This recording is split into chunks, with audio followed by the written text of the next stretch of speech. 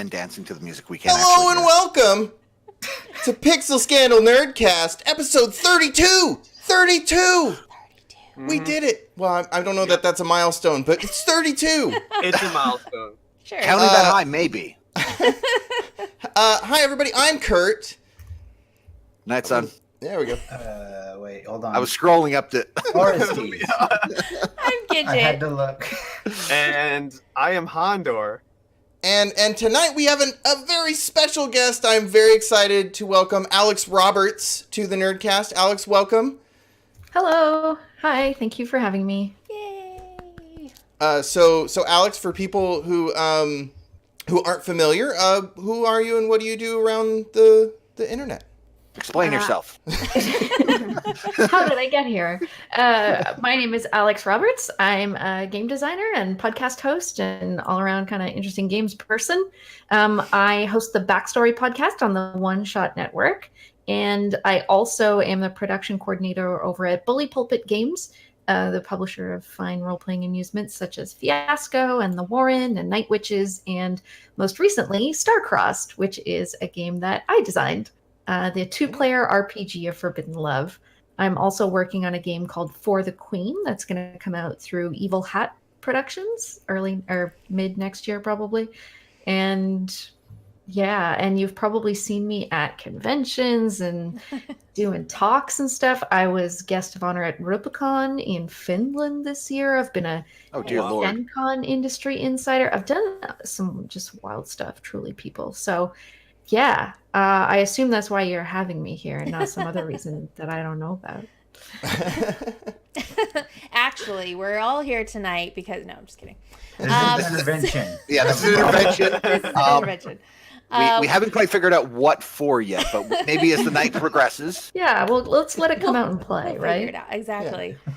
So, Kurt, where can people find us on the internet? Oh, well, I mean, if people wanted to find us, they can find us all over the place on the internet. They could go to pixelscandal.com, and they can find past episodes and links to all the other places that we are on the internet. They can find our links to our YouTube channel and where people might be watching us right now, live on Twitch at twitch.tv/pixelscandal.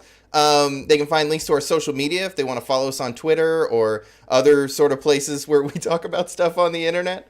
And also, if you're listening to this as an audio format or you'd prefer to, you can find links to our audio feed and iTunes and Google Play and all sorts of places, all the podcatchers of your choice. Everyone hates the word podcatcher for some reason. No. We decided last week it was because it's Christmas. We were gonna go with it. Was it Pod Slays or Pod Trees? I thought it was Pod Cookie. Oh, Pod Cookie. I don't know that. Oh, that's a little bit of something else. That's not I don't gonna know help. if we want to go with that. You're not gonna this find month. That sounds anything. so close to something else. Yeah, I don't think we should go with Pod Don't Cookie. do that.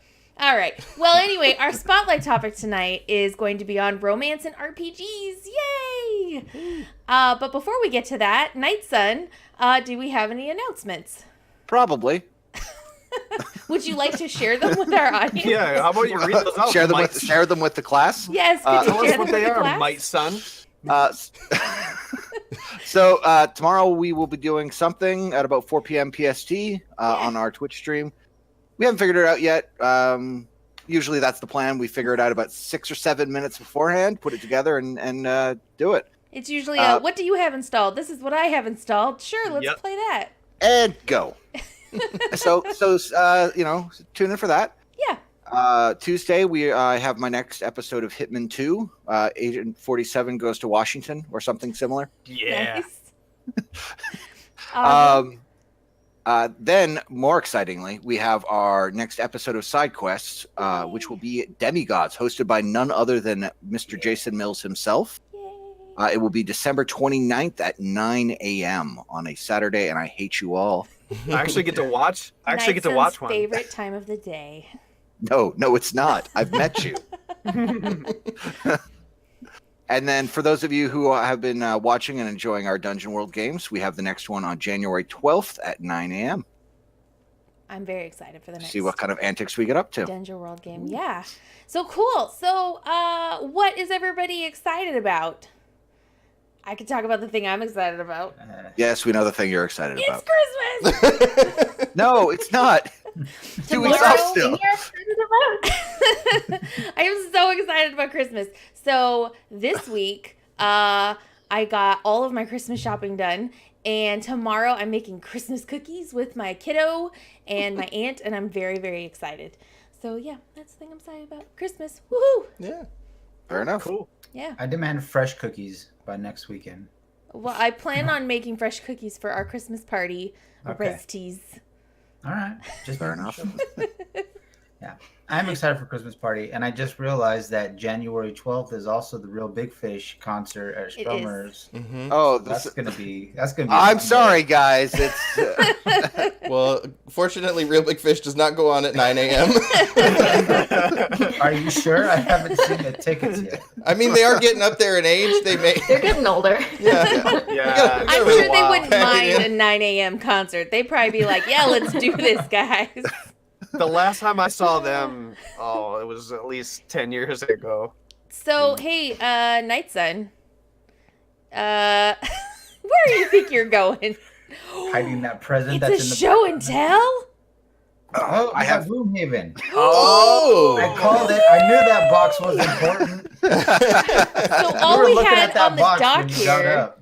was something that said secret surprise. And we're like, what could that be? And we're like zooming, like pulling open your camera a bit, like trying to see what's sitting in the background. And none of us could tell what it was. We're like, is it a present for me? That is super exciting. I'm excited about Gloomhaven. Yeah. Just We're so gonna you have to know, play.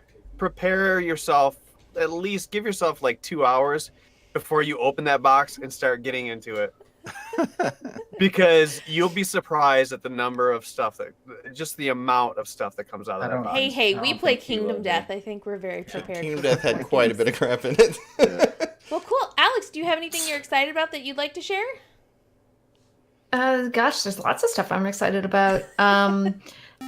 Games wise, I mean, I just backed the Thousand Arrows Kickstarter.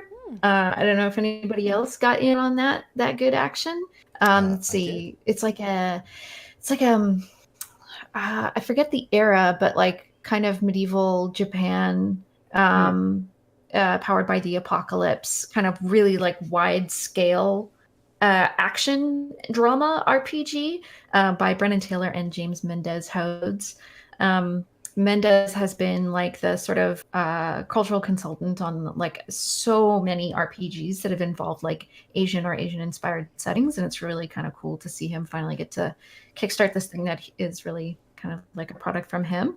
And I haven't gotten to play it yet, but I know so many other people who have gotten to play it and who've like lost their minds over how much fun it was, and how like, yes, you get to do all this sort of battle tactical kind of thinky stuff, but it's also really about this like interpersonal over the top drama stuff. So I'm really looking forward to that. It also looks super cool. The illustrations look awesome. So I was pretty stoked on that funding. So Nice. yeah.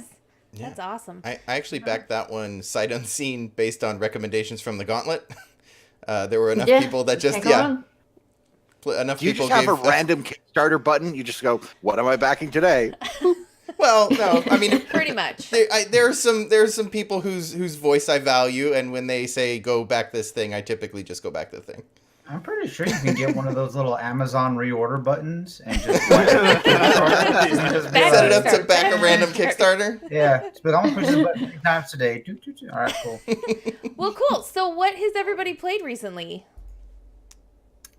Uh, Well, one of us apparently abandoned the played- game shortly before to play something. Yeah. Yes. What? Yeah. How is that What? going, Handor?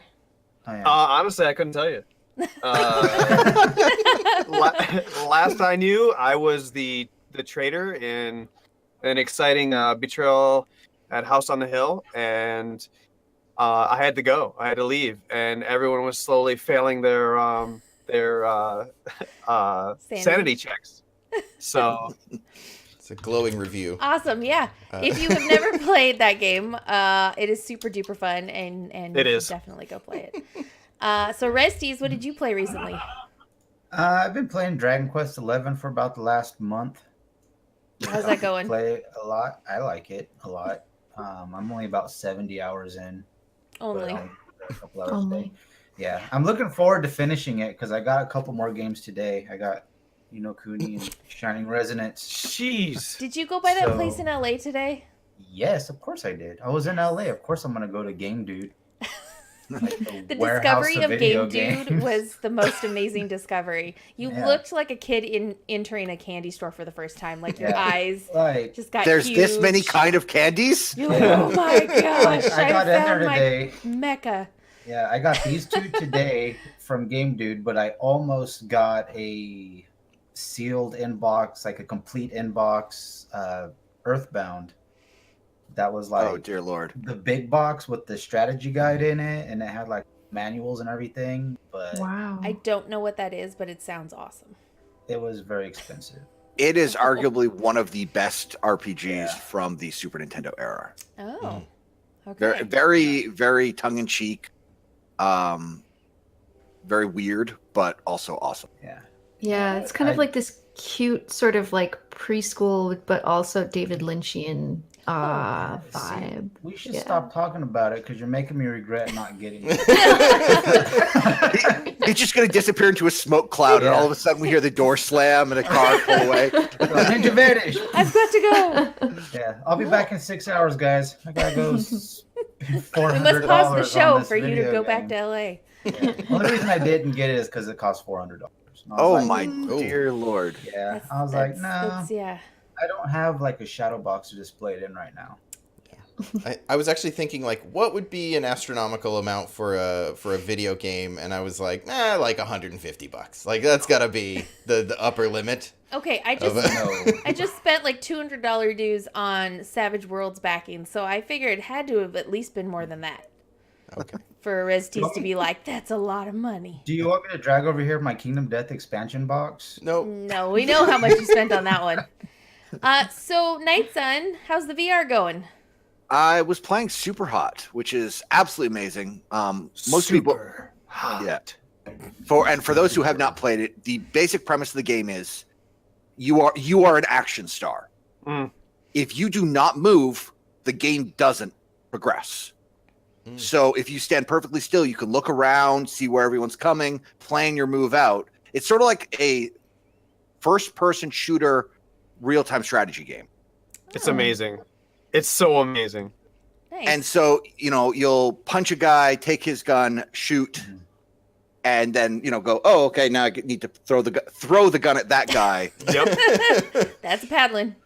And the one thing that I don't like about the VR one, which was in the regular edition, is when you finished a level in the regular one, it would then replay everything you just did Oh yeah, every from time. third person in real time. And you're like, oh my God, I'm a badass. You're right. Yeah. You don't get that in VR, and it makes me sad. Oh, Oh yeah. That would be depressing. Yeah. But it's still fun. well, cool. So Alex, have you played anything recently? I've been playing a lot of WarioWare, the most recent Oh, WarioWare wow. game that came out on the 3DS, because I've been in school doing classes as well as working for the past couple of months, and so like you know how each WarioWare game is like 6 seconds long. That's my time. That's my gaming time. I'm like, oh, I got one in. Oh, it was so good and so precious. You're like, that's my Back under the self-care. desk you go. Very Wait, nice. you mean I have time for two? Oh yes. Oh man, yeah. And you got to have that self-care time, even if it's just little tiny like snippets. You have to have those moments where you're like, I'm still a person. I still have time for things I Exactly. enjoy. Yeah. Awesome. So now hopefully this month I'm gonna finally get like a regular kind of tabletop gaming group going here. I have some people who are interested, which is That's awesome. a mistake. Run hard, run fast. It's just not worth it. Because that's not what we talk about at all. Yeah. No. Awesome. Yeah. Do you know what you guys are going to be playing? Have you picked like a There's setting? some people here who have expressed an interest in playing Dungeon World and in playing Monster Hearts and in my friend just got a copy of Dialect and because I explained to him what it was about and he totally fell in love. So I was like, okay, well you've got it. GM it for me. And I Yeah. don't think he's GM'd games before, so I think this is going to be the one where you have to be like, all right, dude, make it happen. Come on, GM for me. Yeah. So that. It's I'm always looking great when forward you to can that. convince other people to GM for you and you don't have to take the reins and do it yourself. It's real nice when other people are willing to kind of helm that for you, Yeah, especially when yeah. you're really busy, because it means you still get to role play, but you don't have to have all that prep time and the GM pressure and that kind of thing, which is great. Yeah, I've been doing that for and 10 I think years. like it's I don't know, yeah, that's the kind of thing you have to like empower people, right? Like I remember GMing my first time was really nerve-wracking, and Oh yeah. yeah. You So say I empower, think I say like to trick. sort of be really encouraging. Same. I think Oreztes has been empowering us to run games for him for, I don't know, Yeah. 10 years now. He has been about to have his turn Yeah. for a Yeah. I think it's been about 6 years. He's been, going back around. I have purchased a number of systems, and then the books just wind up over at your guys' house, and then I don't know what happens to them. They So just end up in the hands of Kurt. Yeah. Well, if you leave them here, I'll read them and run them. And then we'll Inevitably run run the game. Yeah. Oh. That's, Well, cool. Well, Kurt and I, we played Starcrossed last night. yeah, we did. Suck ups. We've been we've Hey. actually been talking about playing it for a while, and just every time we had it like scheduled, like, okay, tonight we were going to do it, it fell through, like something came up or whatever. And so last night we were like, no, we are going to play this, because Kurt had played it before at Big Bad Con. I had not played it yet, and I really wanted to see what it was because he had talked so highly about it. So we played it last night. And we ended up being, you were an earthen? I was who I thought was was a going to Martian? be the first Martian. I was part of a settlers colony on Mars, working for the Tesla Corporation. We decided when I found someone else who wasn't part of our crew hanging out on Mars. Yeah, so I was the lonely Martian all by myself on Mars. And it ended up being this very interesting story. She couldn't speak English, and so they had to figure out how to communicate with each other in other ways. And it was really interesting. I really enjoyed the game. It was really fun. I thought it was. You made a choice to sort of be a mimic. Yeah. Or you could like say back to me what I said to you, or say and then like use things later. So you had that sort of like mimicry thing going on. Yeah. So it was nice, sort of finding meaning in using phrases that we had dropped earlier in the game, and finding ways to sort of like, how do I reveal something right now about myself right now using your words from earlier. Yeah, because Kurt was playing the lead and I was playing the follow, and so it was kind of an interesting way to drop information unintentionally using the rules of StarCrest to kind of unintentionally let information about myself come out without, I wasn't able to talk. I was able to repeat back what he was saying, and so it was interesting how it kind of led itself to the rules of the lead and the follow and all that kind of stuff. So for future reference, just throwing this out there, somebody who uses mimicry is completely different from somebody who is a mimic. Oh, yeah, okay. It's true. That is very true. Gigett did not play a chest, who was pretending to be a monster who's pretending to be a chest. Yes, that is true. I thought it was really cool. So we actually got really far, I thought, into the different scenes. I think it's because Kurt and I are both really good at Jenga. So yeah, that was helpful. Yeah. So I think we ended up at 19 points. We did. Right? We got to 19 points, which, if you've ever played Starcrossed, is one away from the highest result, where you get to live happily ever after, or whatever or however it says. So we ended up getting to have like a sort of a Tryst. What is it? Like a prolonged a relationship that ultimately ended. He had to go settle the rest of Mars, so he had to go do his That's job. so sad. Yeah. But Super sad. What's great is this kind of ties into our spotlight topic for tonight. So let's go ahead and transition into that, which is romance and RPGs. So Kurt, why don't you start us off? Okay. So I wanted to talk about this because I recently joined the Gauntlet. I mean, maybe like 5 months ago, and I've been playing a lot of games with them. I went to Big Bad Con recently, and so the types of games that I've been playing since maybe August has changed drastically from what I had played in the past.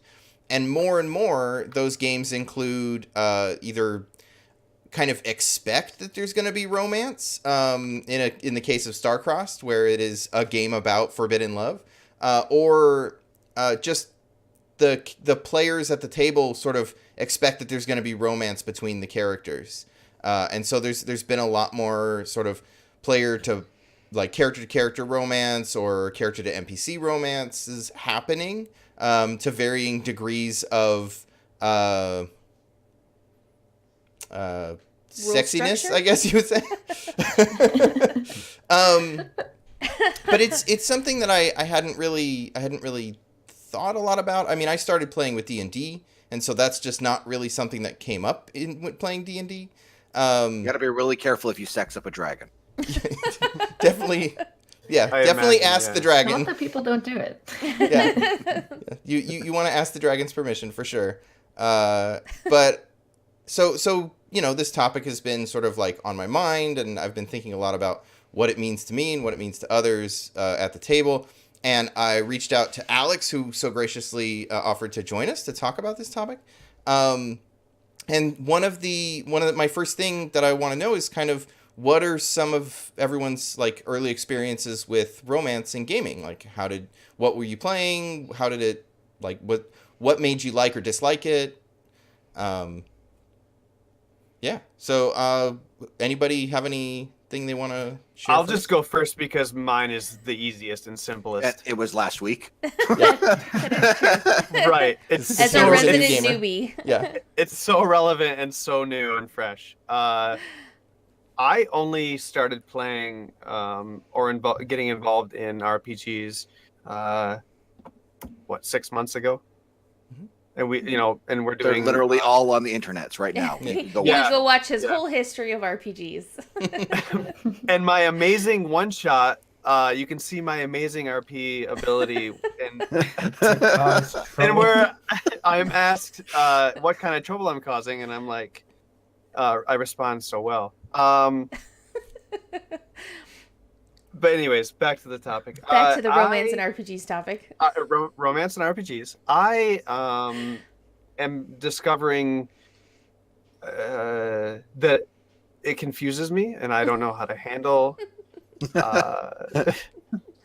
that type of role playing. And I mean, it's complex enough dealing with the concept of relaying the emotions of another being, let alone adding the complexities of the nuances of romance or flirting or just any of those ideas. So and figuring out how to do that with somebody that you're friends with and not yeah, make it weird for sure. at the same time. Yeah. Yeah. Yeah. So I tend to just go way over the top and say things like make babies,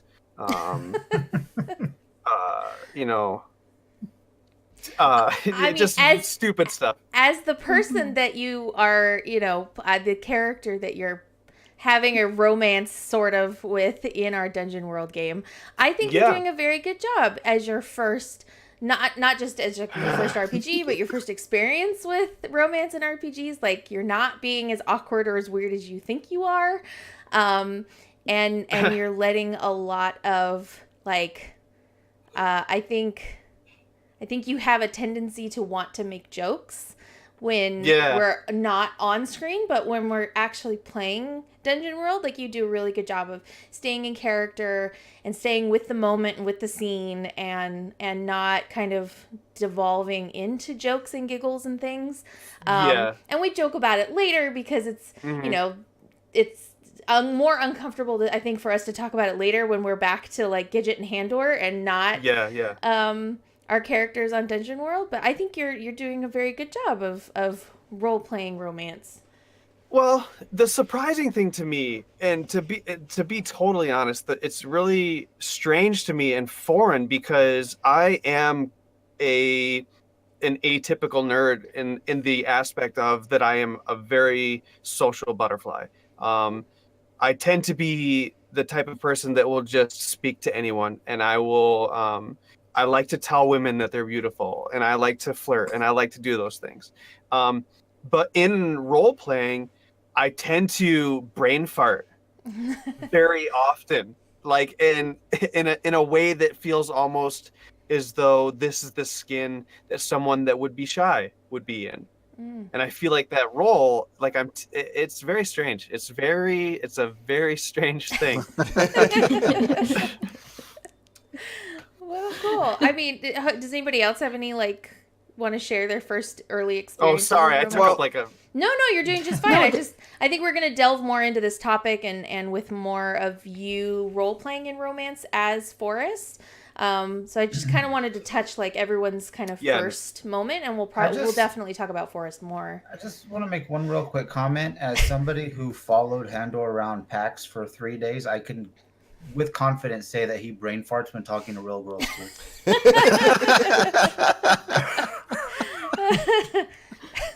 Thank you, Riz. They also, hang on a second. They also say that eyewitness testimony is the least credible.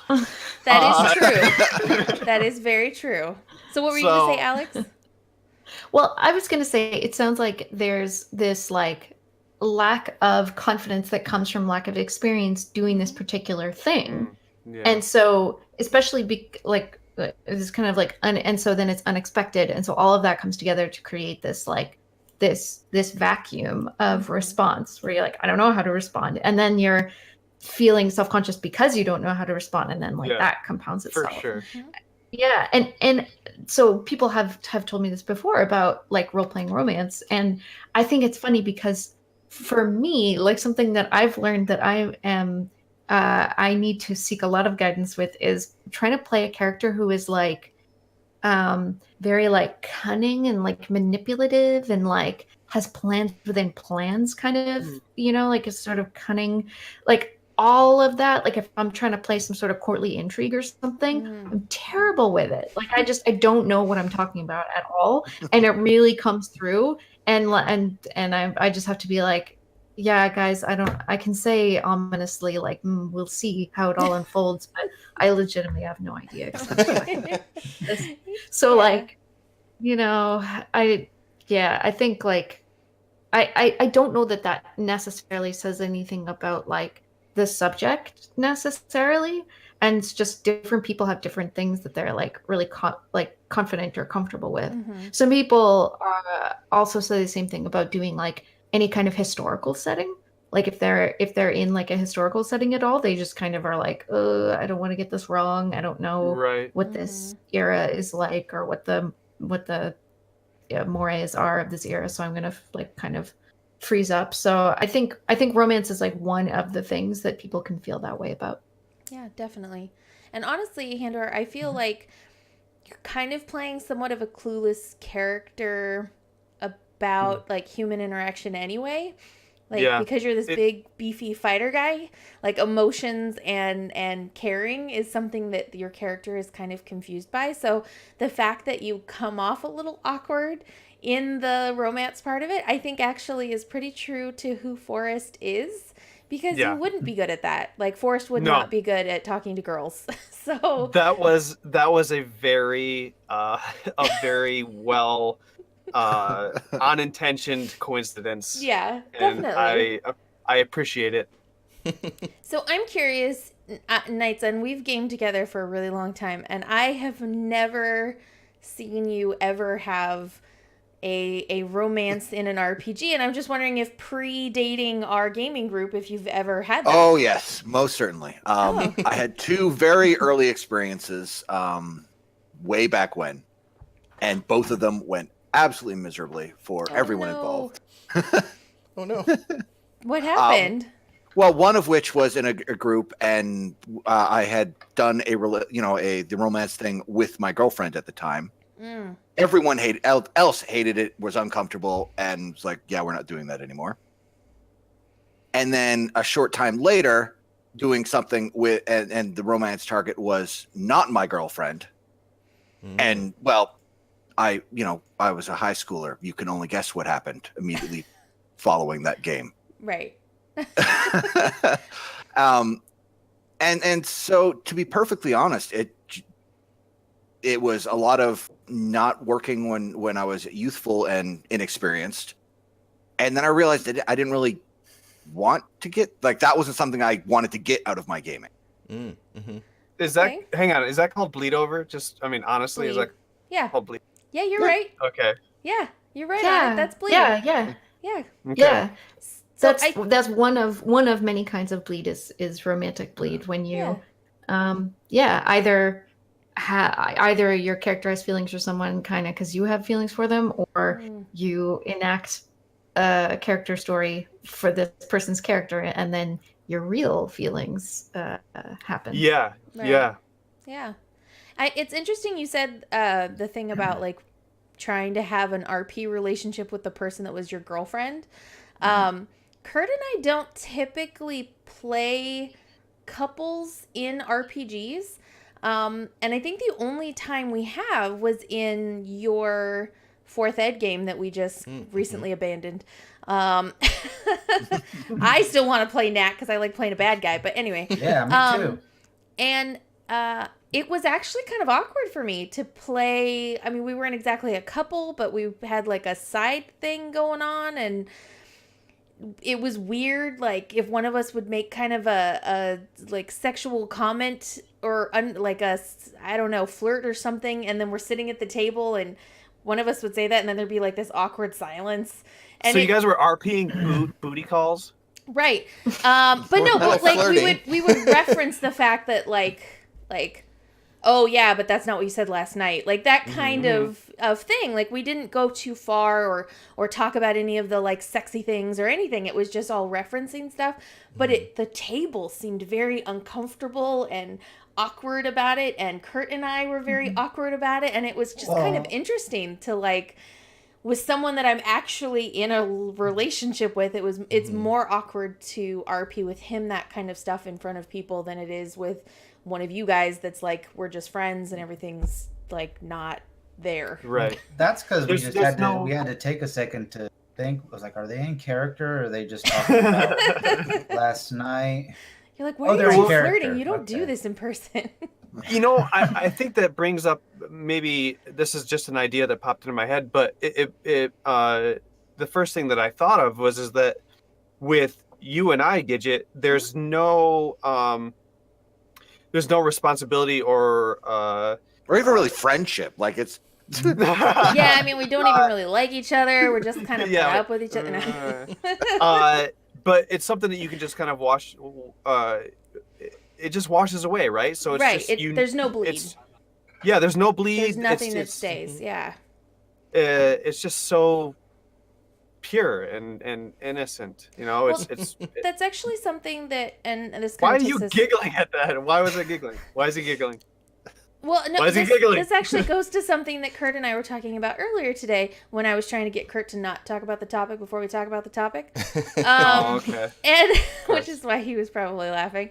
I feel like that's my new mantra. Like I say that to you guys all week long until we get to Saturday. Anyway, for myself, I feel like I have to kind of disassociate myself from Gigett and completely embrace who my character is. In order to enjoy RPGs, and especially if I'm playing a character who has a romantic interest at the table. Because if I'm me, this is uncomfortable and awkward, and I personally do not flirt or even anything with men in my life, because not you guys, obviously not you guys, but like, you're in a bar and there's a cute person and you smile at them. I don't do that kind of stuff. I'm a married, committed lady, and that's not who I am. And so if I weren't able to disassociate myself from Gigett and become Colette Titov, the future wife of whatever character Oreztes was playing, or Titov? yeah, that was my last name in Is that game. that a James Bond villain? Well, she was a spy. Okay. Or Could have been. the Roxy. character I'm playing in Dungeon World, or Roxy, or anybody. Like, when I play a character, I have to completely embody that character to feel comfortable in the RPG part of it. And then all of that stays with that character. I'm able to leave it at the table because that's not Gigett. That's the character I'm playing. And so that's kind of what Kurt and I were talking about earlier, why I feel like it's easier for me to play RPGs. And my first experience with romance and RPGs was with Oreztes when we were playing Kurt's Brass Bravado game, which was like a steampunk Victorian game. Was it- Super was amazing. that romantic? Was that a romance thing? Because for me, that was just, I don't know what that was. It was the closest thing to a romantic relationship that I had ever experienced in an RPG. You definitely each had the "is this a date" conversation. Yeah, like at several a dinner. You times. were sitting at dinner and you were like, "Wait, I thought this was a date," and the other one's like, "Wait, why would it not be a date?" Yeah. Do we I'm need to take I'm a baron. Why quick wouldn't this second- be a date? Do you need to take a quick second, Gidget, to wipe the tear away? It's like, he didn't find it. It was so one-sided. No, but there was this whole like social thing that we did. Like you were from a noble family, and so I had to meet your parents, and they didn't like me. And there was a moment where you're like, "This is my girlfriend," and like it was a very like we never flirted, we never went on dates. I just kind of announced that I was the future wife, kind of thing, to get my waist, like to sneak into a building kind of thing. But like that was definitely fit into, I think, the construct of romance and RPGs, because we did have a relationship, sort of, right? We didn't take it anywhere or talk about the fact that we were in a relationship, but there was definitely like that construct of a relationship there. But that didn't make me uncomfortable because I was playing a character. What I think. Oh, go ahead. Were you gonna say something? Oreztes? No. I was going to say, that didn't make me uncomfortable because it wasn't a relationship. Right. Well, I mean, So I think we Oreztes plays told other himself in people games. we were in a relationship, but we didn't actually talk to each other about it. To be fair, I was like the ruler of a country. So, Yeah. I mean, it's just like, okay, that's fine. Something one of the first times I was in my character was in a relationship. It was very after the fact kind of statements.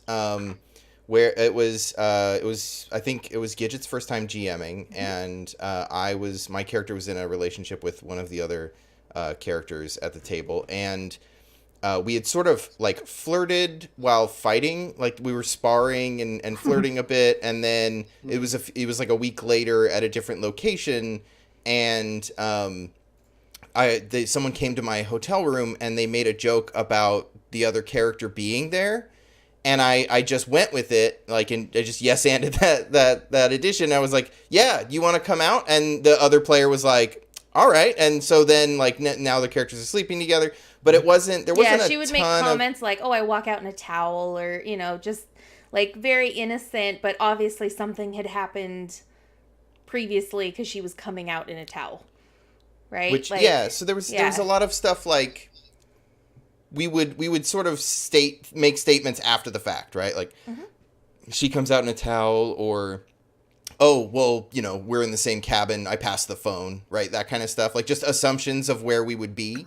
But there wasn't a lot of, like, in-character flirting. And then more recently, I've played games where, like, getting a date to prom was the primary conflict of the session. And so there's tons of flirting in those games because you have to, like, and it's that awkward high school flirting because you have to, like, try to get someone to go to the dance with you. And so, like, those feel really different at the table, but ultimately they end up being, like, when you look back, you're like, oh, well, my character was in a romantic situation. And I don't know, that first example didn't feel awkward for me at the table. Like, I didn't have any bleed for one. And it didn't seem like anyone else minded at the table. Everything was sort of like done as a joke, right? To add to the scene, to lay a little color onto scenes. And so it was usually like a laugh associated with, oh, well, wouldn't they be there already? And then, those kind of assumptions. And then later, the other games, if the primary focus is going to prom, then everybody kind of knows what they're getting themselves into. Right. But yeah, so 16 Candles, man. oh yeah, playing 16 Candles. I played that twice. We played once at Strategicon and once at Big Bad Con, and both times it was like super. Actually, I'm going to talk about this later because I have a note about using star-crossed as a model for relationships in games. But yeah, I've played 16 Candles, which the whole goal is to go to the prom twice, and once before and once after playing Star-Crossed. And so my experience definitely changed based on what I learned playing Star-Crossed. So I'll bring that up later. But does anybody else want to? You've been politely quiet. What have you got for us? I mean, early experiences are like I think maybe because I don't know. I mean, I feel like the first half of the time that I have spent playing tabletop RPG for so many reasons, like all straight boys. Alex, you actually are breaking up a little bit. Yeah, just something. When I first kind of got into like independent, like I don't know, or smaller press, whatever you want to say. Oh no, I think we might be losing. Oh, sorry. Am I still coming through? You started to robot for a second. Oh no, I'm so sorry about my robot talk. I was just going. There was a group that when I first started getting into indie RPG, they really wanted to play Kagamatsu, and I had never jammed before, and it had to be the one to because it's a game where you have to have a lady GM. Because it seems so incredibly cool to me. So yeah, with Master, which is also kind of a game about was like the first game we like. Man, I love the heck out of that game, and I have run it so many times. And I think for me is to me, romance in games has always gone better in contexts where it's playing a system that is based around that, because people use Dungeons and Dragons for like romantic plot lines all the time. They're doing it constantly. They're doing it right now for sure, and they always have. Like they've always wanted to. Everybody tells me stories about this. This is the cool thing about getting known for making like a romance game, is that people tell you these beautiful romantic tales and horror stories. But yeah, like through playing stuff like Kagamatsu and like Monster Hearts and just games like that, Hot Guys Making Out, like games that were specifically made to tell these kinds of stories. I think I've had better experiences for that, because it's like it's first of all, the expectation is there, and second of all, like the scaffolding, like the mechanical scaffolding is there to support that kind of story coming through in like a satisfying way. Yeah. Well, it's no different than most other, themes you want to base something on. It will always work better if there are mechanics to support your crazy idea. Yeah, exactly, right? Like yes, you could, play a high school monster romance using 5e. Like they can't stop you. Yeah. You could do it, but like you're probably gonna have more success. You'll have a more robust experience if you just use, the system that was designed for that. Probably need better grapple rules too. Yeah, the grapple rules in Monster Hearts are amazing. They're very thorough. Very thorough. So what draws you to romantic stories? I just think that they're so underserved. Like, I mean, some of my favorite games, like, Emily Carapace's Romance Trilogy is like the most obvious one, like really spoke to me, and I had such beautiful experiences playing with them. But I mean, when you think about like poetry or novels or like music or like pretty much, I don't know, paintings, like all of are slightly older forms of media. romance is just like one of the most common things. Like it's and has been is one of the most historically consistent things, like across cultures. It's the oldest genre possibly. And so like I don't know, to me it just seemed like why don't more people want to play with this? And even when I make a game that doesn't want to be about that, or that I don't really think of as being about that, some part of that is going to come into that, because I think of love and desire as just such like fundamental aspects of the human experience. Yeah. What about you guys? Did any of the rest of you have anything to add? Like, what would draw you to a romantic story? Typically because Kurt makes us play it. I think being human is overrated. Thank you for that, Oreztes. 9 out of 10 robots agree. There's that 10th one is that still one who searching just for wants his a heart. heart. Yeah. The 10th one is Data, yeah. Yeah. Yeah. So what about you, Kurt? Since you're the one who kind of, you Yeah, know, well, drags us into more of Kicking feely and screaming. stories. Well, so when I started gaming, I was definitely trying to trying to tell the hero's journey, right? That coming of age story, the going out to be a hero and coming back changed, and that sort of like tale. And for me, most of the stories have a romantic part to it. Like it's the you know, I mean, one of my favorite scenes from Harry Potter is Harry and Cho's kiss. Like that's like such, it's not a huge scene, but it's so stressful for him at that moment. And just like those sorts of scenes, and when I would think about, you know, gaming, like thinking of it as movie scenes, it would be like, okay, and then where's the romance, like where's the relationship, and those things just felt like they were kind of missing from that character's story and their arc, and so it's been something I've been trying to find a way to sort of like get into my gaming, as like I just want my characters to have those experiences when we look back. Oh no, we lost somebody. Oh no, we lost Nightson. Nightson disappeared. He should be right back. Everyone is more or less in their box, so I'm gonna keep talking, and we'll have him. Yeah, here we go. Hey, Welcome back. Weird. welcome back. Did Discord just implode? It did. Just you imploded. Oh, unfortunate. I figured you just got tired of hearing Kurt talk about relationships, and you were like, "I give up. I'm out." Well, I need to, you know, make a very flashy exit though. Yes, Yeah. of course. Just closing Discord isn't Yeah. sufficient enough. Exactly. Not very flashy. It does blow up the overlay, but other than that, not very flashy. So what are some of the different types of intimacy portrayed in games? I mean, we talk about relationships, but where does that go in game?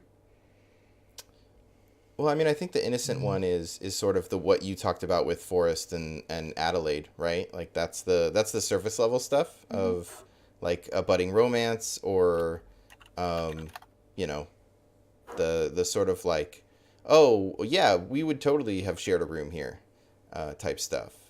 But anybody else have thoughts on that? Before I just talk the whole time. But Just that's Kurt? how you finish that conversation. Yeah. But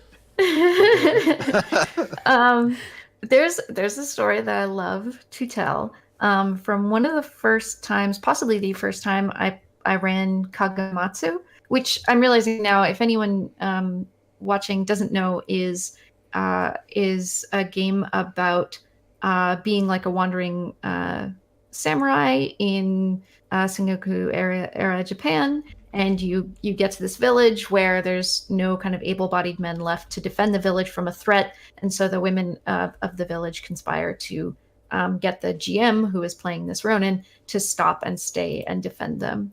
And so that usually ends up having at least one romantic plotline, if not quite a few.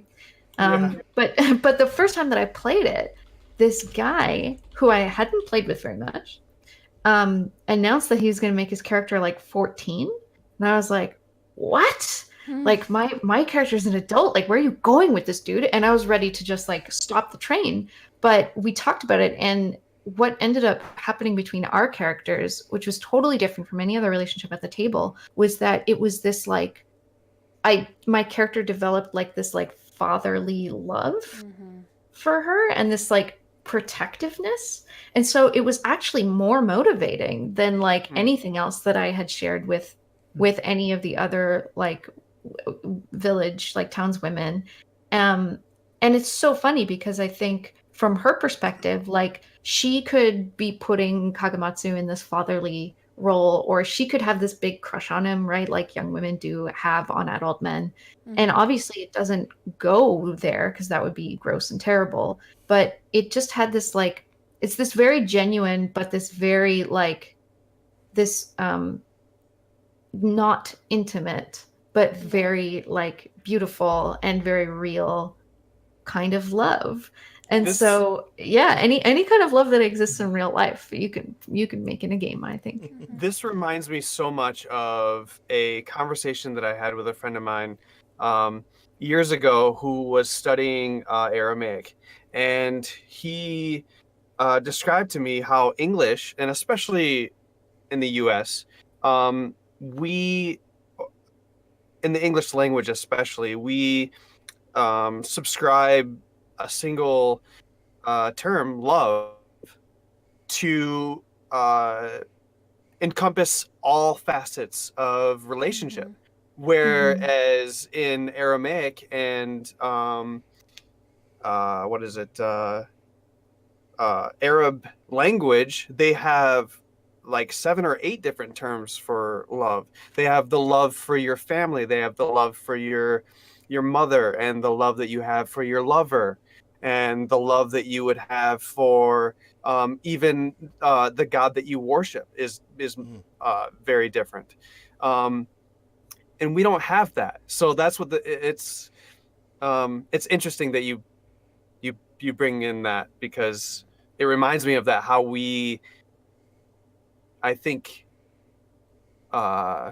we fail to explore more of those avenues, because we attribute love as being such a singular thing, or such a narrow thing. Yeah, and it's hard to it can be hard to say like, okay, what do we are talking about love? And you know, if we made a game about love, then what kind are we talking about? Is there a way to like I don't know, to make that a variable? Right.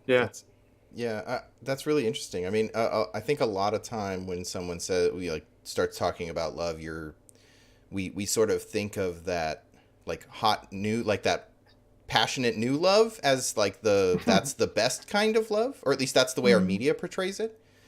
And oftentimes, I thought for a second you were gonna say new hotness, but no, like that like new relationship, overly passionate love, like that Lust. as being the like that is the highest form, because that's what our media kind of wants us to think, or that's what we get fed a lot. And so we don't get a lot of like a long-standing couple who's got that sort of like really stable, like unconditional love, and that kind of stuff. So you don't see that a lot in our media and in our games. Yeah, for sure. Sorry, No, go for it. Well, I was just gonna say, like, I'm guilty of adding to this because I made Starcrossed, which is all about the like the love that cannot be, and it's about people, being introduced and that kind of thing. But I would just love to play like an old married couple, like or to in any way just be like a functioning couple who's been together for a while and maybe is going through obviously enough challenge in their life to have an interesting story, but maybe it doesn't have to be like a conflict between them where are they gonna be together. Like I would love to just be people who are together and it's cool and it's good and they're partners and they go on adventures. They do other stuff. Just watch the first 10 minutes of Up and then just shut it off. Just shut it down. Shut it down. It looks good. Shut it down. That would be, for me, possibly like one of the most acceptable type of romance. Yeah, relationship in a game. Accessible, yeah. Because for me, like every time we play a game, it's a bunch of new people who don't know each other getting together for the first time, and that's kind of where the story begins. So for me, every time a relationship kind of develops in a game, it's always like expected to be at that new romance level right off the bat, and then it's like that me is kind of like, because to me, I feel like the new romance thing kind of takes a little focus away from, if you're not focusing on role playing the romance element, it's kind of like on the back burner, and then it's not like authentic, really. I don't feel, because when you're in a new relationship, like everything takes second fiddle to that new relationship. Yeah. So like if you're an adventurer, you're doing a role playing game, and a new relationship develops, and it's, I don't know. To me, it's kind of like We'll fight the goblins later. Right now, we're gonna go make out over there. Yeah, it's like, oh man, God. But yeah, like starting the game with the backstory, like, oh yeah, we've been married for like 20 years. You know, we're a couple. That's all there is to it. You know, we're gonna start off and we're gonna bypass all of the new stuff and just go straight into like yeah, we're a couple. Cool. Let's do married things. I think that's going to be that's going to be very difficult to accomplish, simply for the fact that no matter how, if you want to be as manly as you want to portray, or put, have whatever walls you want to put up, at the end of the day, we're humans, and a newfound emotional bond such as love, or to claim such as love, is something that like when you were describing Oreztes, it reminded, the first thing I was thrown back to being younger and being told that I could not see or could not be with or could not kiss or could not do or could not this or that, and all of those things With a mouse. all of those things were just not true to me, because the world that I lived in, the world that enveloped my mind and my heart and my body, was this all-encompassing, this encapsulating lust, really, essentially, wanting to see this newfound emotion and experience that with this person every day as a young adult, right? And no matter how old we get, when you experience that again, whether you're RPing or whatever, it's hard to separate that and go, I recognize this is what this is, because it always encompasses you. It always envelops you, I think. I think that, and I mean, as the very long time married person on the show here, I think it would be difficult for someone who had never experienced that. Like, you've been married for 20 years and it's that love friendship. I think it would be very difficult to role play that authentically, without kind of, I don't know, stumbling into the caricature of the old married couple that you see sitting on a bench, because that's not really what long-term love is like. And so I think it's harder, it's easier, I think, for people as a touchstone to do that beginning parts of relationships, that lust, that excitement, that flirtatious, because no matter what point you are in a relationship, everyone's experienced the beginnings, right? Yeah. And so I think it's a lot harder for people to really know how to role play those long-term relationships unless you've been in those. Because, yeah, those first-time relationships, that's something we all know how to do. We've all done that. We've all, had those butterflies, and so that's definitely easier to do. But coming back to kind of like intimacy and how it's portrayed in games, I personally, there are certain types of intimacy in role-playing games that's difficult for me, and I think this kind of moves into our what makes us uncomfortable about romance, which is games like Monster Heart, or what is the one where you play chicks and gangs? Oh, Velvet Glove. Velvet Glove, or any type of game that deals with romance in its loosest term, where it becomes aggressive or highly emotional, and not in a we're flirting, but like we're fighting, or we're having like this tumultuous relationship, that's more difficult for me to do than this like beginning flirting stuff that you guys are saying, like for like you Oreztes, that would be uncomfortable for you. That other stuff is actually more uncomfortable for me because I think of my day job. Like it's harder to not let some of the things that I have to deal with on a professional side kind of bleed into the things that I am then turning around role playing, because I have too many touchstones for those kinds of dysfunctional, aggressive relationships. And so those for me are very difficult, even though for other people it may not be as hard to play. Real quick, we have a question in Twitch for Alex. Oh, I have not been paying attention. So it's Tomer, and he asks, what romance RPG are you interested in playing that you haven't yet? And of course, same question for all of us. Cool. I want to get to that right after I address something that Gigett said, which is so interesting, which is that you don't want to take your work. Right. Is not. Oh no, you're freezing up again. Issue just that comes up for people. That is not because of a lack of familiarity, but it's this like over familiarity. It's like I see that all day. Thank you. I don't necessarily need to go and play with that. Like I have a friend which is a game about young kids inventing a new sign language. Super cool game. What It's was the name of that amazing. I'm game like, again? son, dude, so you'd kill. He's like, nothing against the kids and their good language. I'm happy for them, but like, that's what I do all day. Right. I don't need to, and play a game because, like, we're role playing. We're trying to get kind of out of our usual frames of. So that to me is like pretty interesting. Yeah, it's definitely something that I didn't realize was going to be a problem because I was playing RPGs before I kind of finished grad school. And so there are certain things that I was more comfortable in RPGs with that I am less comfortable with now.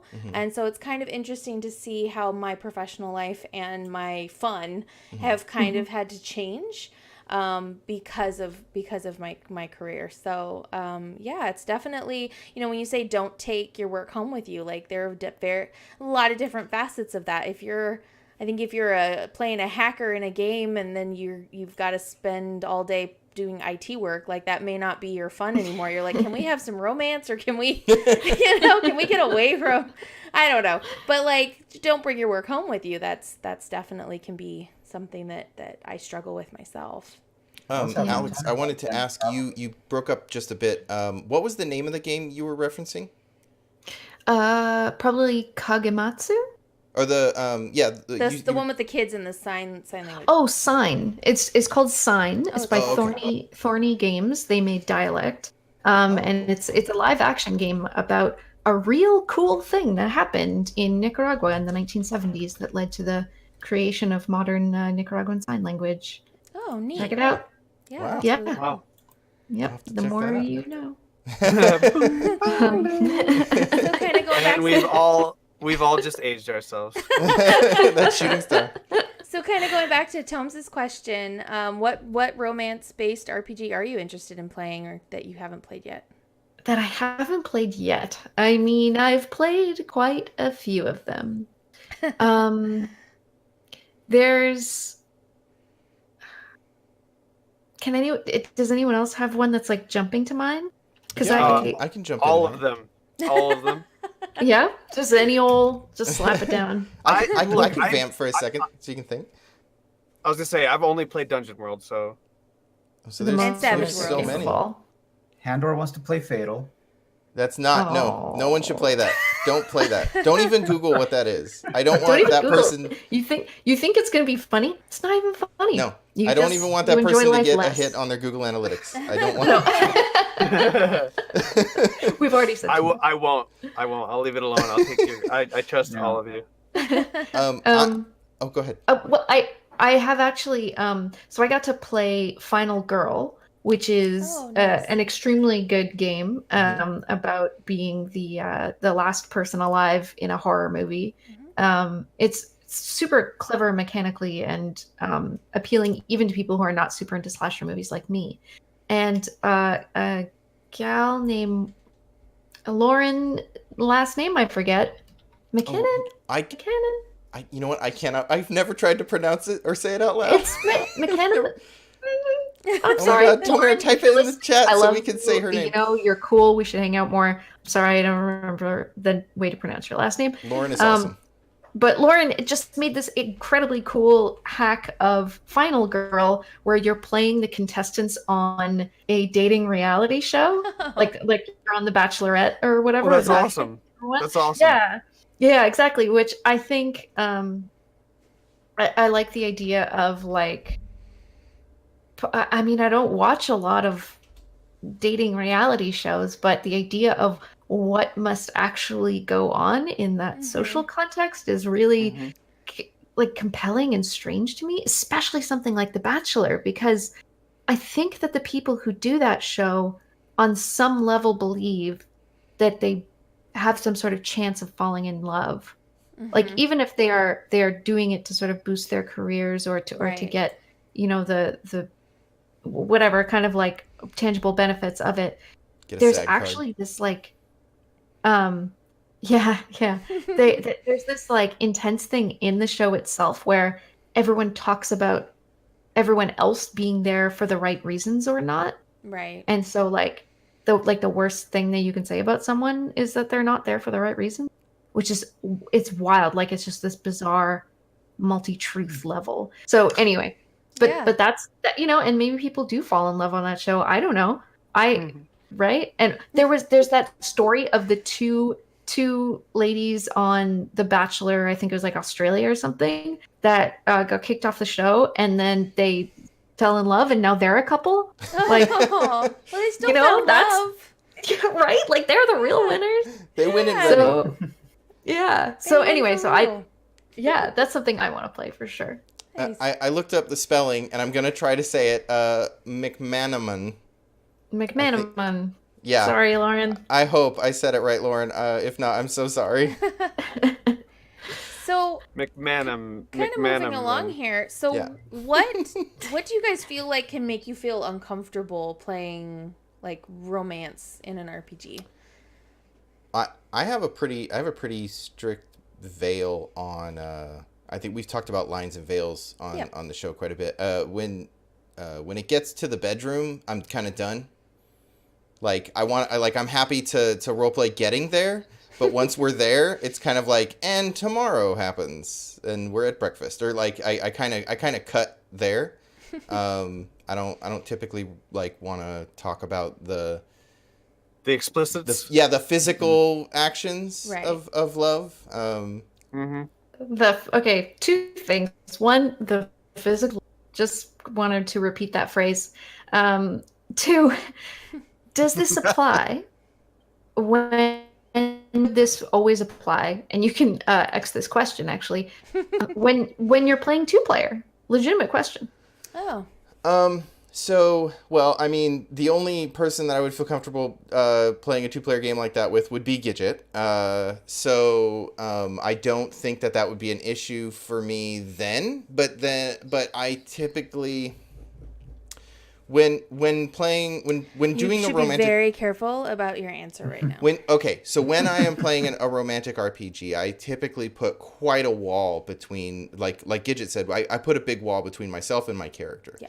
And I think of it more like if I was in an improv class and suddenly our characters are into each other, like that wouldn't be a problem, but I also wouldn't want to get physical with that person, right? Like that's kind of where it is in my head. So if Gigett and I were playing a 2-player game, I don't know that would be as big of a deal because we've got a lot more trust there. And so, but I've always sort of found the description of physical sex acts as cheesy and weird. Like, And then I touch your butt. yeah, right. Like I don't know. There's like I can't do phone sex. It's not Right? happening. Like I just can't. Like I don't mind talking about sex academically, but like trying to describe it to someone would get real awkward for me. Yeah. Yeah. So obviously you're not the greatest wordsmith, is what you're saying. Well, I think like an example would be last night we played StarCross and I was playing the follow, so I got to end the scene. And so I would always end the scene in a way where like something could have happened, but it didn't. Like we're going to end the scene and whatever. Like even when we got to the end of the game and we were describing how our epilogue looked, we didn't describe any of the sexy parts of our characters going that direction. So I feel like because it's a game, there is a certain line that for us we don't cross. That doesn't mean like other people shouldn't if they're comfortable with that, but like that's just not. Yeah. I could see that being potentially dangerous territory. Yeah. That's a whole different kind of role playing. And then, of course, to add to that problem, though, as soon as you break out from that 2-person, you multiply that potential times 6, or however many people are at the table. If you're sitting at a table and 2 people break off to go role play talking about that. They're like, we're gonna grab a Jenga tower and we'll be back in a couple hours. Well, you know what? That's actually a funny thing in the design of Starcrossed is that I realized that most, like, even people who love talking about romance and sex, and even people who love having that in games, they hit the point of like, okay, now the characters are actually kissing. What happens next? They don't know what to do anymore. Like you just roll push for them off the initiative cliff at that point. That's where grapple rules come in. But people are really kind of like they don't know what to do. So that's where the tower falls in Starcrossed. Right. That is literally the game ends at that point because I know that for the majority of people it's like, listen, I know that you're completely out of gas at this point. You have no idea what to do. Right. And I like- have heard reports from people who just keep playing, and that is truly amazing. I could not be happier. So yeah, the people who want to after that point, they know what to do. They don't need my help. Right. Yeah, I right. say I have no I'm not bashful, and I've never been As your embarrassed. cheeks turn pink and you start to flush. Yeah, right. I feel like I would totally dominate this game if it wasn't for the fact that it seems like this. I think if Wrong you word. think I think that's the wrong word for. I think it's the right word. Sorry. Yeah. The right word is used. gonna play the I feel lead. like I would be great role playing in this rule set. Is that what I don't know. Yeah. You're good. But at the same time, I feel like I'd be so scared the whole time because there's so much from everything I've heard. I cannot stand sad movies or sad endings. So Yeah. it would just drive me nuts. It would just honestly piss me off. I mean, it's Well, called if you're good at Jenga, I guess you'd be so- okay. But Yeah, you're Yeah. gonna have to go through some like intense Jenga training Yeah. in order to reach the point I'm where You great gotta with get to that Jenga. 20 I have points. I have Yeah. surgical hands. I'm but great there's with also a Jenga. second person there that has to be, and you Right. might get a little bit unless nervous, of course you right? plan on playing StarCross by yourself. That's true. Throwing that out there. Honestly, at Starcross this- is- Honestly, at this point, Starcross in my Romantic life, Novel Edition. it's your disassociative personality that's dating itself. I have No. no choice. I am Tomes Single wants to play. AF, as they Tomes wants say. to play a game, so you So- have your There you your go. counter Tomes right will there. totally play it with you. I'm now looking to see if Tomes there's is gonna play with me. I'm Yeah, looking you to see if there's a Flash Jenga game. You can see, this dominate just means Tomes. you need to Let's- come out for Strategicon in February so we can play StarCross with you. Yeah. All right, we'll do it.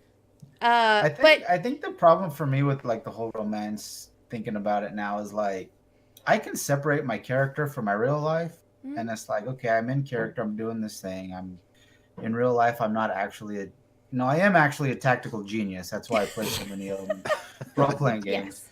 Yes. But I'm still like in my head, I know I'm this character, but I'm still in real life sitting at a table, looking across a table at a friend of mine who is just like, I don't feel comfortable saying these things to you, even though I know it's my character saying it to your character. In reality, I'm still looking at this person, and I'm just like, I don't know. I don't know about saying the things that I'm saying. I shouldn't be saying these things. Mm-hmm. Well, And I think that's the problem for me. I think in our group it makes it even more uncomfortable sometimes because we're the same, like 6 people who've been playing together for 10 years, and I'm typically the only girl at the table. And, you know, 4 out of the 5 people at the table are straight males. So if you're going to flirt with like the female character, it's going to end up being me, and being your best friend. Like that's like a weird line, I think, for you and I to be like, yeah, I don't want to flirt with my best friend. That's okay. To be fair, and to be totally honest, had Oreztes or Nightson rolled a female, I would have been totally fine macking on them equally as much. What's funny for me is I'm actually more comfortable having a same-sex relationship in games because it's easier, because I know that's not me. It's even easier to disassociate myself from that character's like actions, and so I know when, like, especially if it's like a stranger or someone like that, I'll typically, if this is a game where there's going to be romance, I'll probably go for the same-sex romance, you know, or to give yourself that distance. Yeah, to give myself some distance. That, and just I don't want to shut anybody down, so all my characters are bi for some reason. Like, just I don't want to close any doors. So I have to ask then, when you play Dragon Age, because we were talking about this the other day. Oh, who did you woo? That is completely different. For some reason, and I just watched Dan Harmon talking about this. I don't know why. It's weird. YouTube knew I was searching for romance stuff. I don't romance the dudes in any of the games. I never do. I don't, like, even if it's like a male presenting alien, I don't know. I don't know why. Maybe because it's me sitting alone and I'm not considering someone else's character. I'm not telling a story with someone else. They're your actions in that. Probably helps. Doesn't help that Anders was a pain in the ass and I hated him. Maybe. So, Alex, kind of back on track here. Is there anything in... This is why they make me the moderator, guys. Is there anything in RPGs that makes you uncomfortable? I want to know what he's asking. He's being too insistent. But all right, Handor. I know. I don't want to reward the interruption, but I'm dying. No, well, Tomes is asking, what is the most romantic RPG experience you've had? I was going to get to that after we talked about if anything makes her uncomfortable. Then I was going to address chat. Handor. Taking my job, Handor. Fine. I was just trying to be polite. Thank you. Oh no, I think we're losing Alex. Question period? What was that, Alex? Oh, you're back. Yay. Yeah, sorry about that. I think I froze for a second you again, did. possibly. Okay. So, did you just ask a really long question that I didn't hear any? It's okay. Yes. Well, sticking with the thing that makes us feel uncomfortable, is there anything in romantic RPGs that makes you feel uncomfortable? Yeah, just anytime anybody wants to push it and it literally is not down. Like, I mean, I could name other things too. Like, there's stuff that I've been like, I'm gonna go there, but like, probably like in terms of the things that I run into the most often is people saying, like, people just trying to push that plot line in a game where literally anyone else at the table has said that they're not jazzed about it. Right. Like it bugs the heck out of me. I do see it like a fair amount. And bothers me because, you know, that's like, there's a reason why we're not going to see a movie, right? Why we're all sitting here at the table together. And it's because we want to tell a story that is exactly what we want. Right. That is such an amazing, cool, incredible shared power that this story doesn't have to have any of the Hollywood bullshit that annoys us. It doesn't have to have any of the, you know, it doesn't have to have anything except what we are just like absolutely on fire to have there. And so I love getting to see kinds of romances and kinds of stories and kinds of stuff I don't see anywhere else, or, you know, things that just seem to me to perfectly fit that moment. But it doesn't matter what I was playing. You know, if anyone else at the table wasn't into any kind of like sexy or romantic, intimate, level of explicitness, like anything, if anybody's not into it, they're not into it. And like, I feel so strongly about that. Yeah. So Tomes asked, what is the most romantic RPG experience you had that you were willing to talk about on live television? So does anybody want to answer that?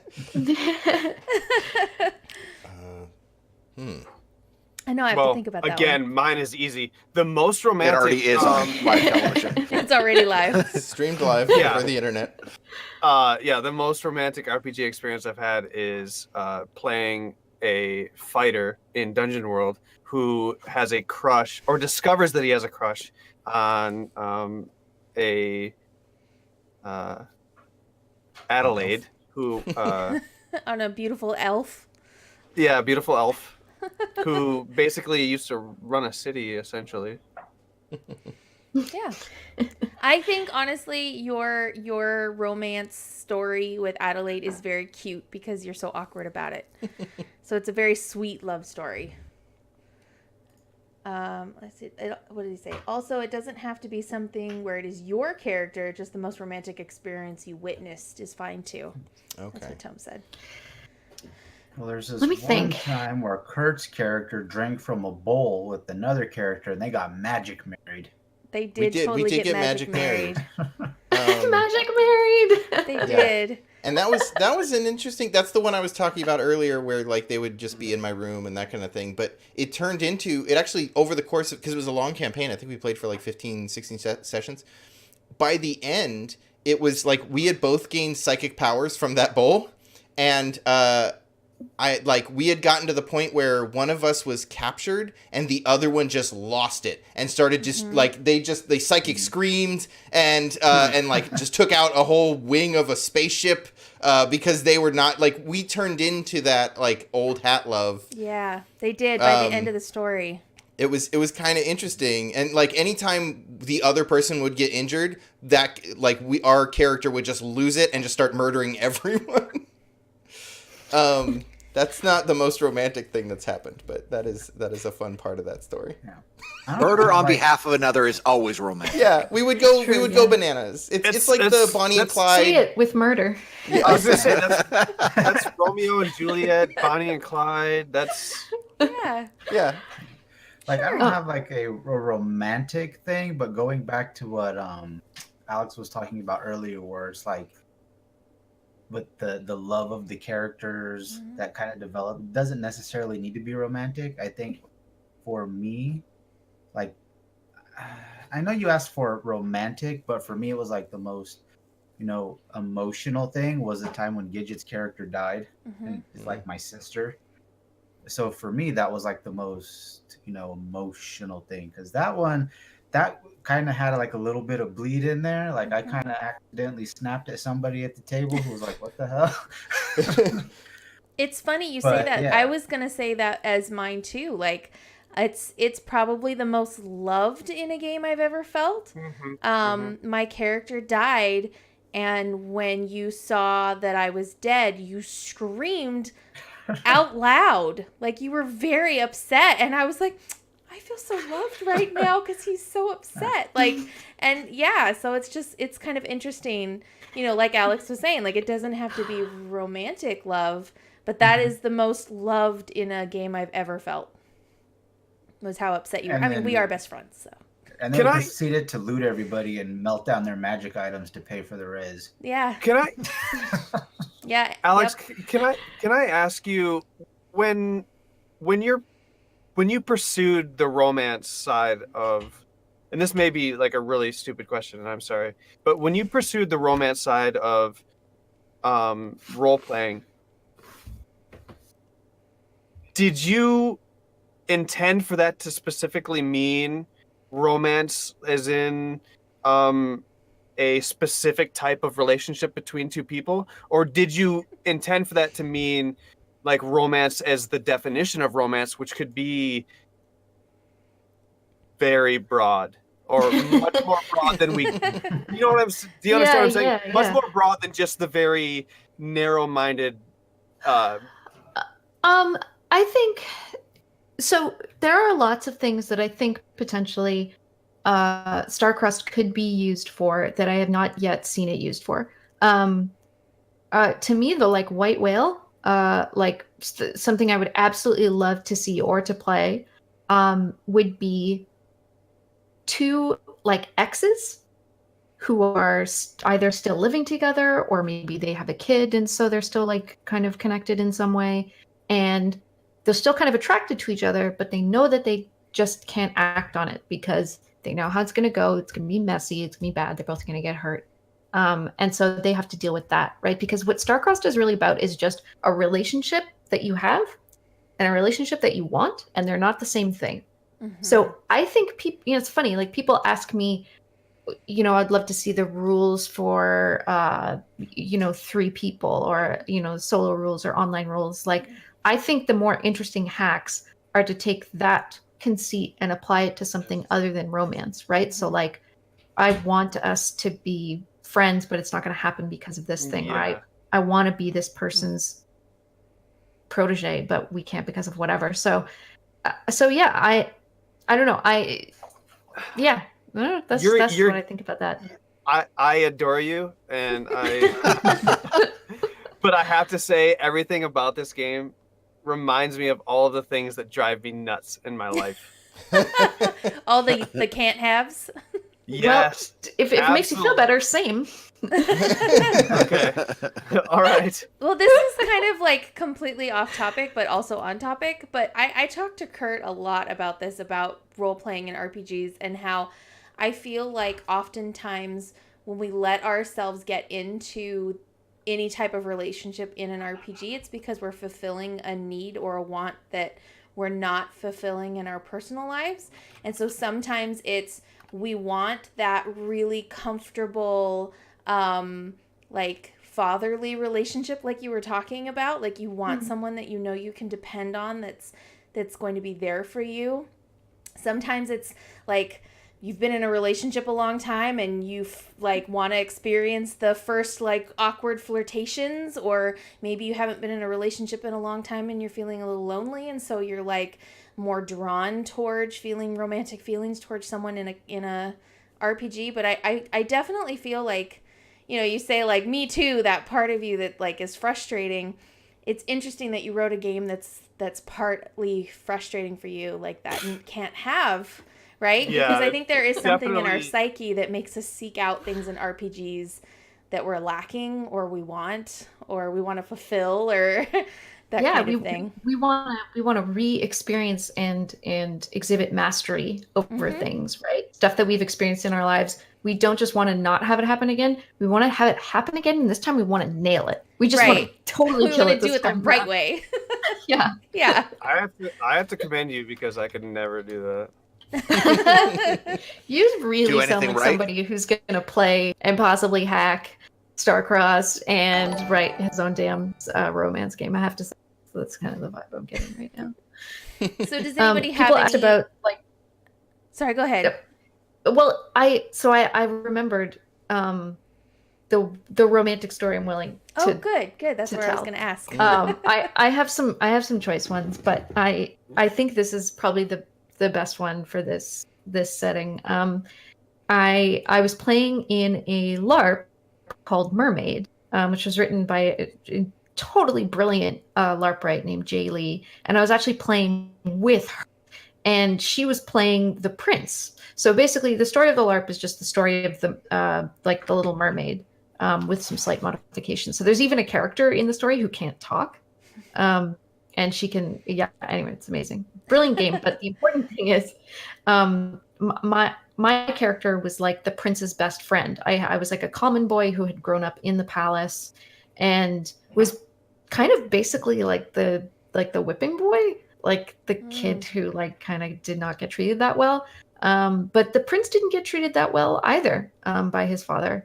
And one of the defining things about my character is that I was completely in love with the prince, like just totally head over heels.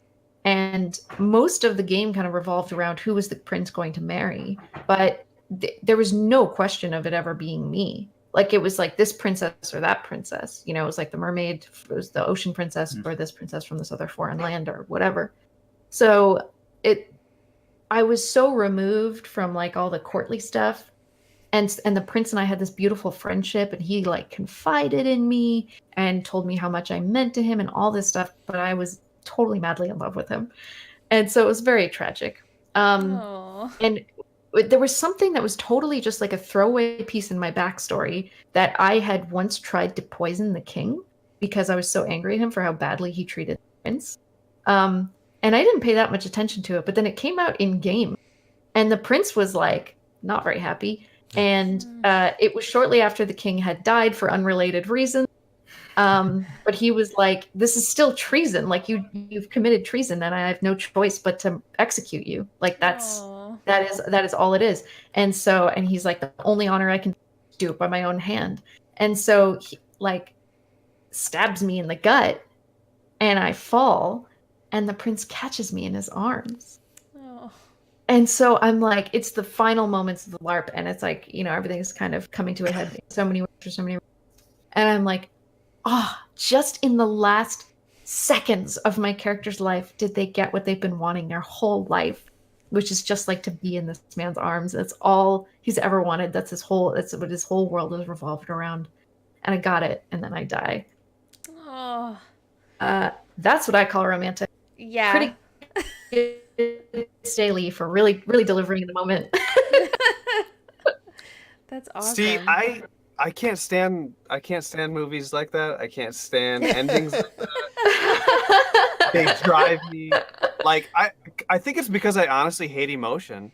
Like I don't. That doesn't come across. I don't know. don't if that's, feel I like think that's you're. what I it think you're lying to yourself, maybe a little bit, or well, I at hate least that. to us. I hate that emotion, like that specific okay. emotion. Just the negative ones. Yeah, I hate all the It's I hate smiles and sad. gumdrops It's the worst. all day. I had a girlfriend that used to make me watch beaches like all the time, and I think I'm scarred because of it. I can't watch Bambi beaches. Oh. I can't watch that stuff. I can't RP that stuff. I won't. I refuse. That's Have you ever fine. Know your seen limits, Up? man. Know your Yeah. limits. Exactly. Yeah, those are. I have a goal, and that is to play your game, and somehow Come out of it Yes. happy. yes, Just have be a good at happy Jenga. ending. I foresee a training montage of 300 Jenga towers set up. There is a way to be strategic a little bit. I won't say too much, except that if you do play, you should probably be the follow. That will help you. If you do, I say play to have a good story, don't play to win. But if you play to win, actually highly recommend being the follow. So that's just, there's more to it. But that's all I'll say. Okay. So since we're talking about StarCrossed, what was your inspiration for writing it? Well, my first and biggest inspiration was and remains Epodiah Ravichal's Dread, the Jenga-based horror game, which was one of the first story games I ever played, and I just totally loved it. It's such a big influence on me in so many ways. And as soon as I played it, this was like 5-6 years ago now, and as soon as I played it, I was like, wow, I'm excited for when someone writes a playset that's like people falling in love, because that's the scariest thing that I can think of. So anyway, but that never happened, so I had to make my own game. And I originally just thought it was going to be like a playset or like just kind of a simple hack. But then turns out actually in order to make the game I really wanted to, it was going to have to be very different mechanically. So now really the only thing they have in common is the tower. But it still kind of remains as like that like kindling point. And I was so nervous about like showing a draft to Epodiah before I announced publishing it or really decided to do anything with it. And I was very happy when he was enthused and very supportive and very encouraging. I learned later that he, just through talking with him, he's like, now you're the Jenga guy. Good luck. Have fun. I'm not the Jenga guy anymore. I'm free. Free. And he's not totally right, because now people just tag us both on Twitter, but his burden has been lightened. At least he's a somewhat. partner now, right? Yeah, exactly. We share. Misery loves company. Not the only one getting Jenga tweets. So before we kind of wrap things up here, Kurt wanted to kind of talk about Starcross moves and like using that in other RPG games and how that's kind of affected his role playing. Oh, Tell sure. me more. So I mentioned 16 Candles, which is a hack of 10 Candles by Christopher Gray, where you play in reverse. You start with one candle, and then things get better as you go on. It's your John Hughes movie trope where everything is terrible, and then by the end of the movie you get everything you want. And the culmination of that is you go to prom. And so everybody's trying to like get their dates for the prom and figure that out. And then the final scene, usually the epilogue, is everyone at prom and how that works out. The first time I played it, I had not touched Starcrossed, and I kind of struggled a little bit with how I was supposed to get a date, like how I was supposed to flirt with this other person at the table, because I didn't want to just flirt with the other player. Like, I could probably try to figure that out, but that would be like, that's not what I wanted to do. And so I didn't have a model for thinking about it narratively, like what are the beats that you would hit and what are the things that these characters would have to do to build a relationship. And then the second time I played it, it was the next morning after I played Space Station Phobilex at Big Bad Con. And so I'm sitting there, and we were telling a very Better Off Dead sort of story where we were at like a ski town, and my character was like trying to be on the ski team, and he like breaks his leg, and the goth girl who's sort of been driving him to his ski meets but hasn't really talked to him much has been sitting at his bedside the whole time, and he wakes up, and so we're having this conversation about, oh well, you know, what am I going to do now that I've my scholarship's blown, like who am I even if I don't have sports? And I was like, I'm the follow in this scene. And then I was like, oh well, I'm gonna try to sit up and accidentally touch your hand because it was on the banister.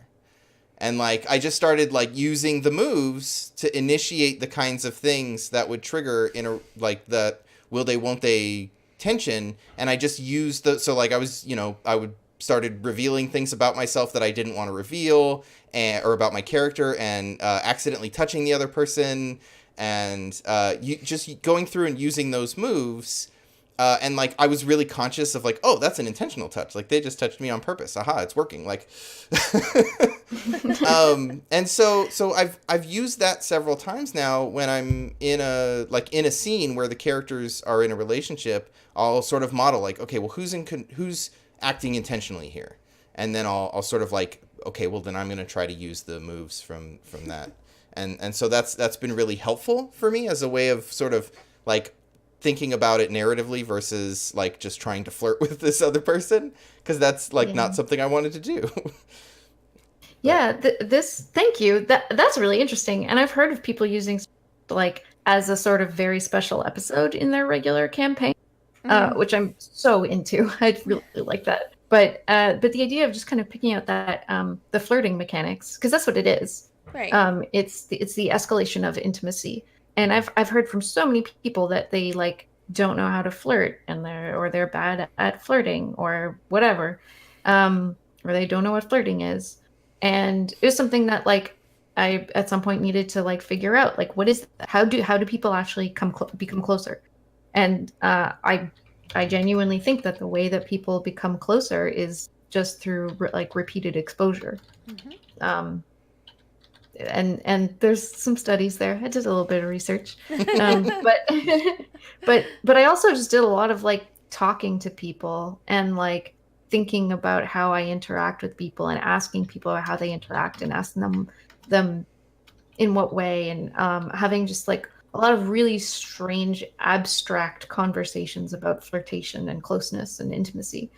And so just by touching people and by revealing something about yourself or knowing more about them, that's how people get closer. That's how they feel more strongly about each other. Mm-hmm. And in terms of like intentional and unintentional. I think unintentional is such a funny thing because like it's a different kind of endearing when someone hasn't meant to show you something, or they haven't, or it can kind of catch you off guard a little bit when you haven't, your hands brush and you haven't meant them to. That's a different kind of electricity. But at the same time, there's also a way to flirt in such a way that you are making things seem unintentional, which is a pretty, I think, classic flirtation method for people who are flirting with people who have more power than they do, if you know what I mean. Because there can sometimes be a little bit of safety and deniability. So it's kind of a cool time-honored feminine intimacy mechanic, IRL. And so I'm really into that. And the idea of people actually using it in other roleplay is very appealing. I love that because sometimes, we like I said, people want to put romance in their D&D games. They want to put it they want to put it everywhere, but there's never any mechanical support for it. Like, think about it. Like, so many games have combat rules, whether or not that, but like there's almost never mechanical support for romance, or closeness in any way, unless that is what the game is about. And I've heard from other creators that once they put those mechanics in there, their players perceive that is what the game is about. Like, that's all that the game is about, because it just draws people's attention so completely. So that's really neat. I wonder, I don't know, other people can put that in their games. Go for it. Yeah, that's awesome. It's interesting because I just played it for the first time last night, and I can see what Kurt's talking about, like how you can kind of look at interactions that you've had in other RPGs and go, oh yeah, that was totally an intentional or an unintentional, or definitely those flirty mechanics, and how they would definitely be usable in other situations in RPGs. Mm-hmm. Yeah. And in real life, I don't know, give it a shot, report back. If you need the help. There you go. I also, if you're trying this in real life, I would say eye contact counts as an intentional touch. Giving someone prolonged eye contact there's a reason the word contact is in there. Yeah. But be warned, people do tend to act oddly when you set up a Jenga tower next to them while you're talking to them. You're just like I'm stacking sorry. it. I have to pull a cube here. Hang on. Oh man, we're gonna be so good together. Hang on. This tower's looking great. Well, awesome. I mean, we've gone well over our time tonight, guys, but thank you so much for joining us. Kurt, do you want to tell people where they can find us? Oh, of course. Thank you so much, Alex, for joining us. I was so excited and sorry for running over, but this has been such a wonderful conversation. If people would like to learn more about Pixel Scandal, you can do that. You can go to pixelscandal.com and find out more information about us. If you'd like to support our show, you can go to twitch.tv/pixelscandal and you can sub there. That's right now the only way for you to support us, but we appreciate it. But you, of course, are in no means obligated to do such. But I mean, if you have Amazon Prime, you just toss it over. Oh yeah, throw us your Twitch Prime. And if you want to find out notifications about when we go live or when we're going to have other special guests, you can follow us on Twitter at Pixel Scandal. Find us on Facebook. You're going to have to search Pixel Scandal because something's wrong with the URL. Or you can find us on Instagram at Pixel Scandal. We post go live notifications mostly on Twitter. So look to there. Or you can follow us on Twitch to get notifications when we go live. Alex, did you want to... Yeah, where can we find you? Where can we find you on the internet? Well, everyone, the best thing to do is to go to helloalexroberts.com and jump up to there. Oh no! And She froze her there. again.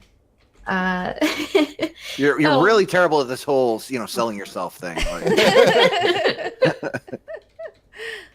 I've been on too many podcasts, man. This is just memorized at this point. Yeah. So that's my recommendation. Yeah, and follow at BackstoryCast on Twitter if you do want to chat with me or whatever, ask follow-up questions, and yeah. Awesome. And Kurt linked your website in the chat there, so if anybody wants to check it out, you can follow the link there in chat. Yeah. Thank you. And thank you so much for being on the show. I'm so sorry I interrupted you. No. I was just thanking everyone in the chat for, but also having me on and letting me be a guest. This was super cool and fun, and yeah, it was fun with y'all. Yeah, thank you Yeah. so much for being on the show. It was really Thank great you. to get your perspective on all this, and it was really great having you. Thank you so much for being on. Well, it makes sense to go to the source, really. Yeah. We're talking about romance and RPGs. So. Well, Alex Roberts is unofficially the source of all romance in RPGs. So Hey, you can use that as a quote. There you go. Someone said it on the internet. It must be true. There you go. yeah. Well, thank you so You much, have that guys, for frame. watching tonight. We, as Nightson said, we will be back next week for our podcast at 8 p.m. next Saturday, Pacific Standard Time. And our next Dungeon World game will be on January 12th at 9 a.m. And we have our next side quest on December 29th at 9 a.m. with Jason Mills, and we're playing Demigods. That's why I have notes, so I don't have to look into the sky and try to remember them. It was written right here in Right the up in the sky. I looked up, and it was just like, Demigods. All right. Thank you all for joining us. Thank you, everybody.